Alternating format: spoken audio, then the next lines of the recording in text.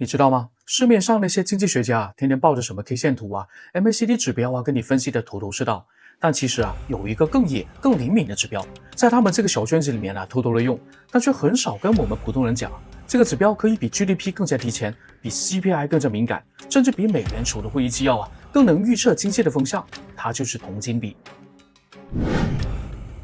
这个名字听起来是不是有点莫名其妙？我第一次听的时候也这么觉得这什么铜价除以金价，这不是玄学吗？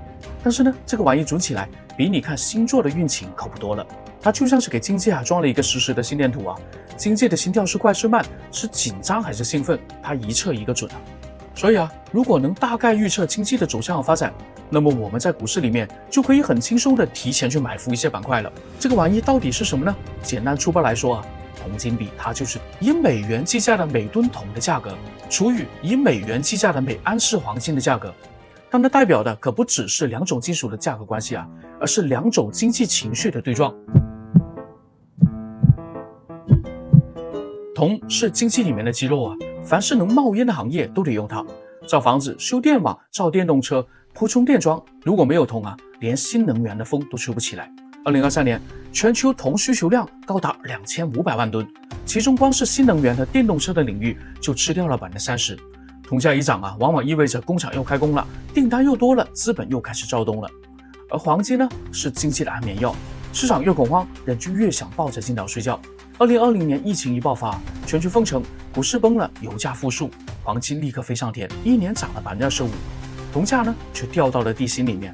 那个时候的铜金比几乎跳崖了，全球的经济瞬间陷入了 ICU。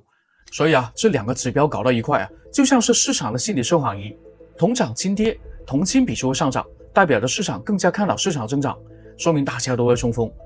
金涨铜跌呢，铜金比就会下跌，代表市场更加倾向于避险，经济衰退的预期就会加强，说明大家都在逃命这个就是铜金比的灵魂，人类经济繁荣和恐惧的拔河比赛。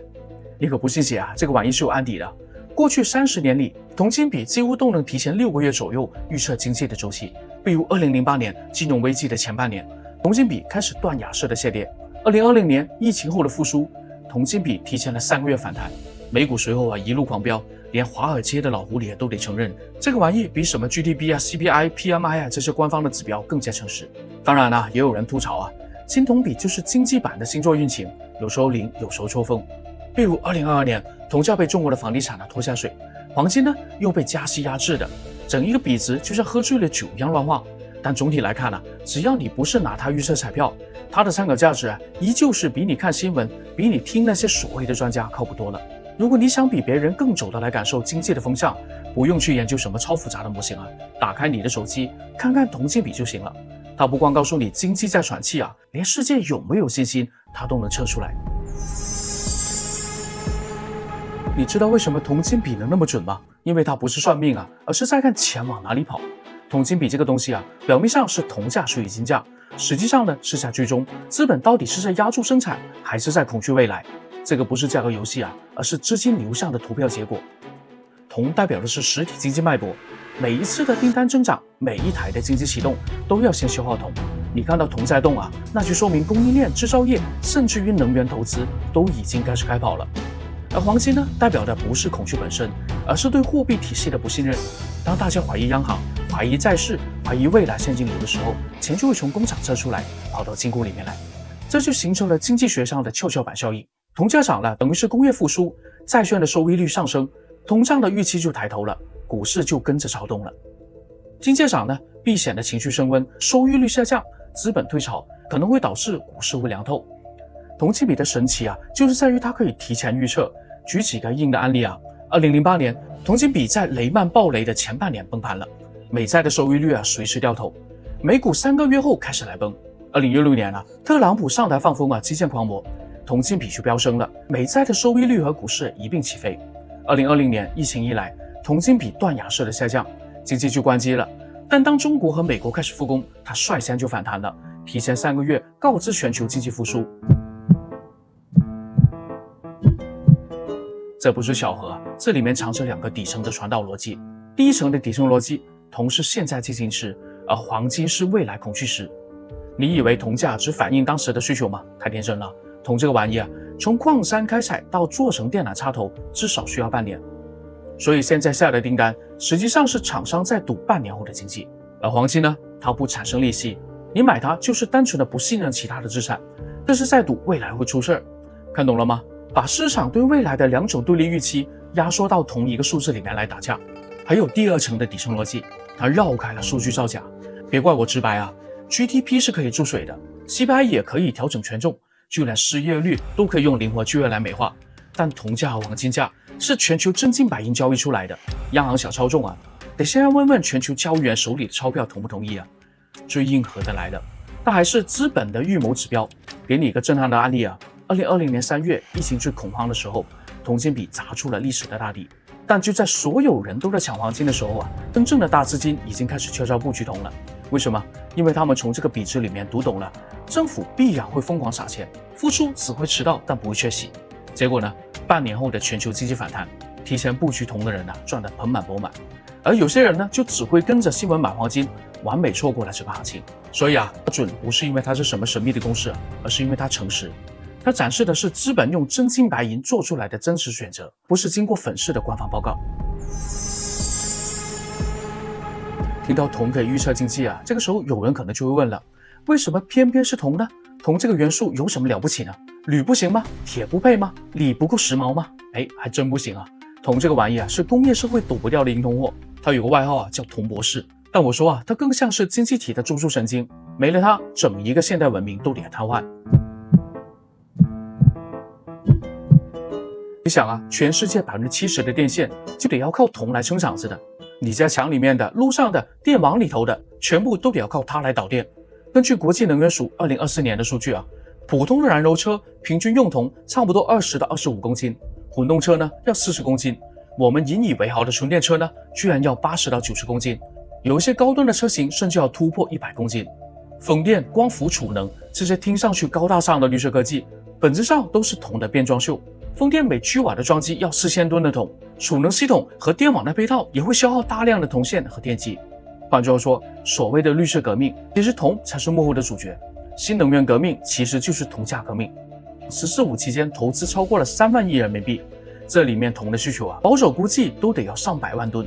所以铜价的涨跌其实就是在监测整一个工业体系的心电图，工厂是不是在开足马力，电动车是不是卖得动，房地产是不是回暖，铜都是第一个知道。而黄金呢，它不创造价值啊，但是专门过来解释恐惧。所以铜金比其实就是信心除以恐惧。我们如果乐观一点，铜金比就往上走；如果一慌张呢，那就直线掉头。这也就是为什么市场给铜起了个外号，叫经济的心跳仪。心跳快说明经济嗨着，心跳慢呢就说明快虚脱了。更绝的是啊，铜这个玩意根本没有办法被替代。铝的导电性啊只有它的一半，你还得要更粗的线。新材料呢不是贵就是可靠性拉垮，所以铜是工业界里面唯一的正宫娘娘，不是价格波动啊就能随便修掉的。而且你有没有发现呢？铜正在变成新的石油。以前我们看通胀啊，盯的就是油价，未来呢可能要盯铜价。为什么呢？因为 AI 算力、电动车、绿色电网，你每推的每一项的新高科技都是在疯狂的消耗铜。这还不是可选项啊，而是必选的消费。铜价一涨啊，意味着整一个能源转型的成本啊都在上涨，这是一种全新的绿色通胀。再给你看一个数据震撼一下，中国一年吃掉了全球60%的铜，大概1300万吨。这个什么概念？美国才用了120万吨。中国的工厂一开工，全球的铜价都得要抖3抖。所以啊，铜金比不是一个玄学指标啊，它是人类工业活动的实时体温计。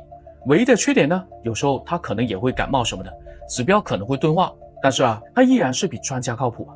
毕竟啊，专家只会说经济见底啊，但铜呢会直接告诉你心跳还在不在。这个时候啊，有人就会问了，铜矿会不会像以前的石油危机一样，大家总说啊快挖没了，结果呢越挖越多，或者就像前几年锂矿的价格腰斩一样呢？答案是啊不大可能，因为铜和石油根本不是同一个套路。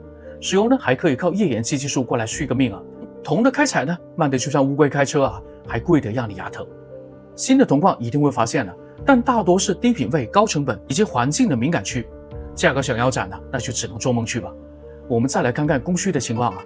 先说供给端，全球探明铜的储量大概只有8.8亿吨，年产量约2200万吨，听起来要够挖几十年。但是如果真算上经济上可行、可开采的高品位的矿越来越少了。智利、秘鲁、刚果金这些大矿区啊，要么政治不稳，要么罢工不断，再不就是环保卡着批文。新矿的投产周期啊，长达7到10年。想快吗？抱歉啊，铜矿没有加速按钮啊。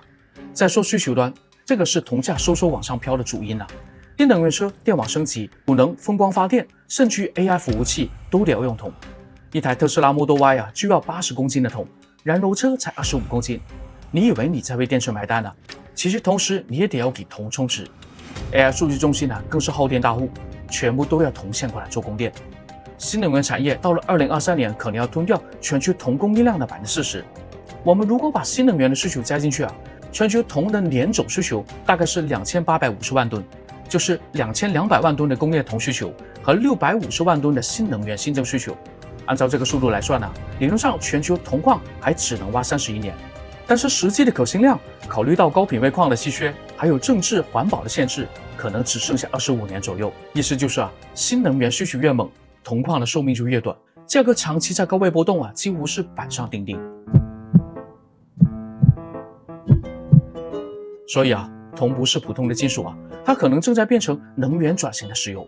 以前石油涨价决定通胀预期，现在铜涨价决定了工业的成本和新能源的周期。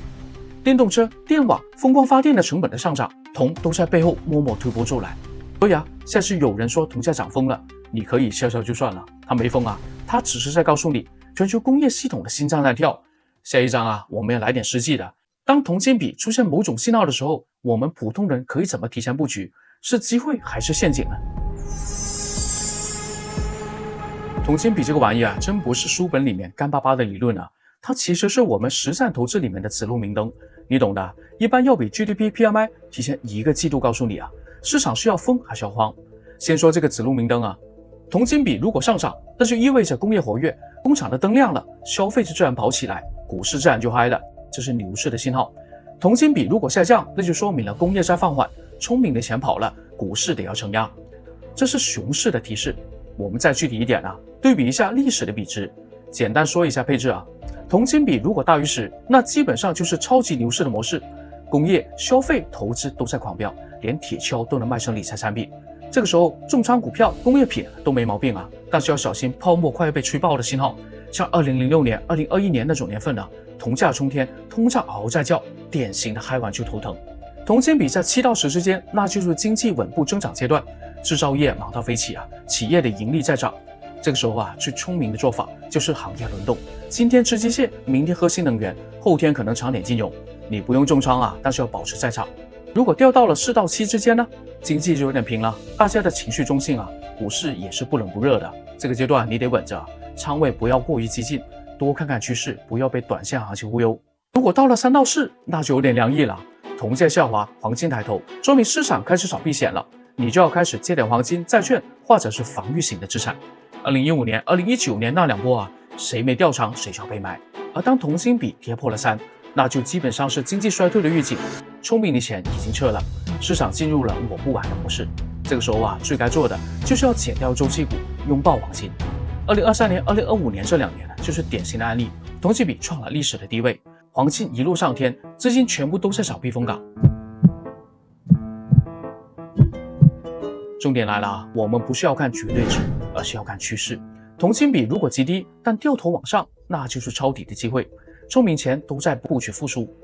铜金比如果极高，但是掉头往下，那就警告你啊，有泡沫的风险，该撤就撤。原理很简单啊，它反映的是资金和工业需求的行为，比之后的 GDP、PMI、CPI 快了1个季度都还不止。这是要提醒你啊，方向对了，但是踩刹车还是开挂，你自己决定。我们看看最新的数据啊，2025年的10月20号，铜价每吨是10527美元，金价是每安士4266美元。看得出来啊，铜金比大概是2.47，创了近50年以来的新低。看到这个铜金比啊，你别觉得恐慌，在真正的老手眼里面，这分明就是市场在尖叫的送钱。历史啊，从来都是物极必反的弹簧。过去的50年里面，铜金比低于4的极端情况也就出现过4次，其中89%的修复通过铜价的上涨来实现。2008年金融危机后面，铜金比从低谷1年内反弹了超过150%，准确预告了全球经济复苏。2020年疫情砸出了黄金坑，铜金比更是用连续6个月的飙升，提前宣告了通胀时代的归来。这时弹簧已经被压到了50年以来的新低。这意味着什么？这已经不是经济预测了，而是物理定律在金融市场上的显示，压得越狠，反弹越凶。这个时候创纪录的其实就在眼前。它不是告诉你世界要完蛋了，而是可能在说下一次的大型翻转的动能已经蓄满了。你要做的不是跟着恐慌，而是要准备好怎么接得住这个史上最重的弹簧。历史从来不会简单颠颠复制但是总有类似的味道。极限之下，反转必至。我常说，订阅关注我，带你看透人类最迷惑的操作。喜欢这个视频，别忘了点赞转发，我们下期不见不散。